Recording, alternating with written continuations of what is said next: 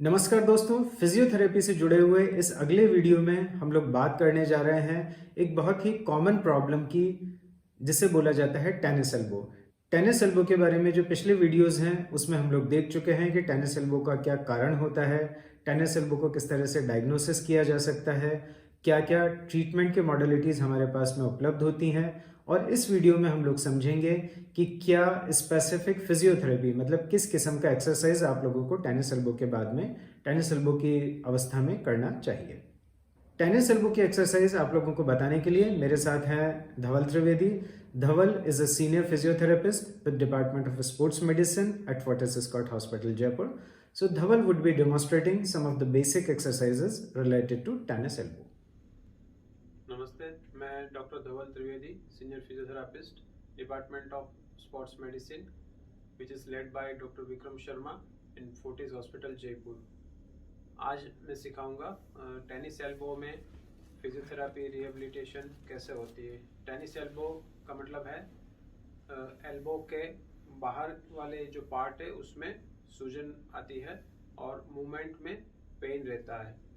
तो इसमें हम सबसे पहले ये कर सकते हैं कि पेन जहाँ जहाँ होता है वो सारी एक्टिविटी को स्टॉप करना है।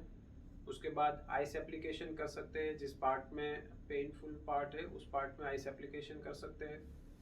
उसके बाद में कंप्रेशन बैंडेज आता है, स्प्लिंट आती है, टेनिस एल्बो स्प्लिंट बोलते हैं, उसको लगा सकते हैं। उसके बाद टेनिस एल्बो जहाँ होता है उस पेशेंट को हमें सबसे पहला ट्रीटमेंट है उसका स्ट्रेचिंग करना। तो स्ट्रेचिंग दो तरीके से होती है।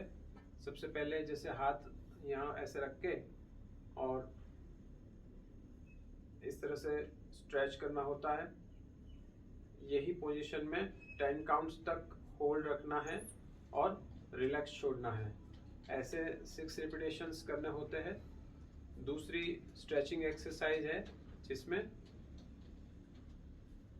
हाथ को इस तरह से स्ट्रेच करना है।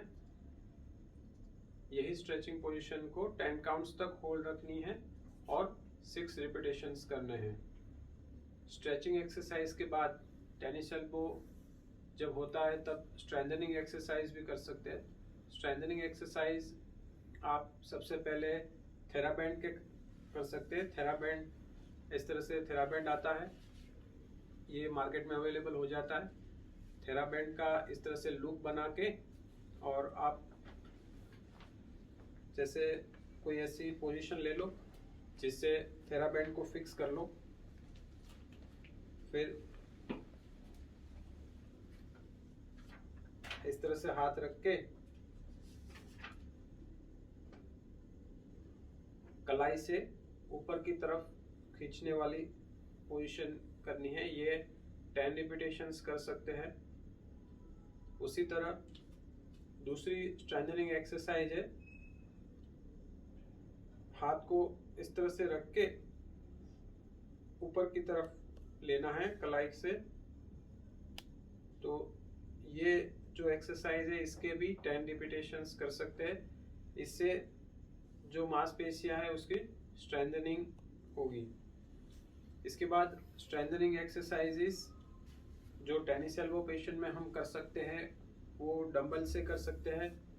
इस तरह से डंबल लेके हाथ का पूरा सपोर्ट रखना है और डंबल से ऊपर की तरफ लेना है कोहनी से। ये एक्सरसाइज के 10 रिपीटेशंस कर सकते हैं। दूसरी एक्सरसाइज इसमें है, हाथ को ऐसे उल्टा रख के फिर ऊपर की तरफ करना है। इसके भी 10 रिपीटेशंस कर सकते हैं। उसके बाद नेक्स्ट टेनिस एल्बो के लिए जो स्ट्रेंथनिंग एक्सरसाइज है उसमें सुपाइनेशन और प्रोनेशन, जिसको हाथ को इस तरह से रख के ये ध्यान रखना है पूरा हाथ सपोर्टेड रहना चाहिए और हाथ को इस तरह से घुमा के फिर वापस न्यूट्रल में लाना है। फिर उल्टी दिशा में भी ले जा सकते हैं और वापस न्यूट्रल में लाना है। इस तरह से दोनों साइड ले जाके बीच में न्यूट्रल में पोजीशन रखेंगे तब मसल्स रिलैक्स हो जाएंगे। फिर वापस दूसरे साइड पे इसे टर्न करेंगे और न्यूट्रल करेंगे। ये 10 रिपीटेशंस कर सकते हैं दोनों साइड अलग अलग। उसके बाद जो नेक्स्ट स्ट्रेंथनिंग एक्सरसाइज है उसमें हाथ को इस तरह से सीधा रखना है। फिर से ये ध्यान रखना है कि हाथ पूरा सपोर्टेड रहेगा और ऐसे सीधा रख के अंदर की तरफ और न्यूट्रल, फिर बाहर की तरफ और न्यूट्रल, ये मूवमेंट कर सकते हैं। इसके भी दोनों साइड के 10-10 रिपीटेशंस करके आप बीच में रिलैक्स भी हो सकते हैं। इससे मसल स्ट्रेंथनिंग होगी। ये जो सारी स्ट्रेंथनिंग एक्सरसाइजेस है, ये एक्सरसाइजेस से अगर रिलीफ नहीं हो तो ये एक मशीन है, इसको ECSW बोलते हैं, extra corporeal shock wave therapy. तो इससे टेनिस एल्बो वाले पेशेंट्स में ट्रीटमेंट होती है और इससे काफ़ी फास्ट रिकवरी हो जाती है।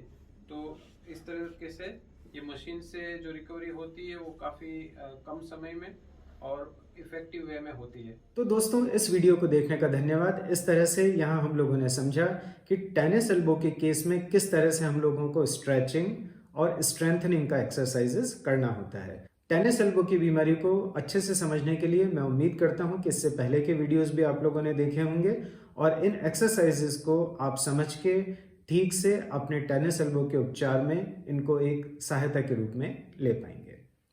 साथ में आप लोगों से यह भी एक निवेदन है कि किसी भी किस्म का एक्सरसाइज आपको हमेशा फिजियोथेरेपिस्ट के गाइडेंस में करना चाहिए और until unless that has been advised by your orthopedic surgeon और स्पोर्ट्स मेडिसिन स्पेशलिस्ट।